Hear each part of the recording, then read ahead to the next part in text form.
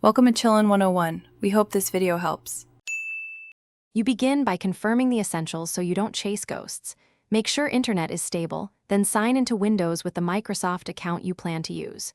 Once signed in, check date and time and set them to automatic. Wrong clocks break auth tokens. Next, run WS Reset. EXE, this clears the Microsoft Store cache without removing apps. After WS Reset completes, restart the store and try signing in. If it still fails, keep going to deeper diagnostics. Now tackle more technical causes. First, run the Windows Store Apps Troubleshooter under Settings, right arrow Update and Security to auto-fix common issues.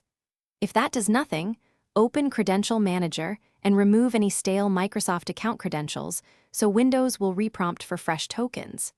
Then re-register the store. Open PowerShell as administrator and run the Add Apps Package Register command for the Store Apps manifest. This repairs corrupted app registrations. Make sure you execute exactly and restart Windows before testing sign-in again. Finish by isolating user profile problems. Create a new local administrator account and attempt to sign into the store there. Success means your main profile is corrupted.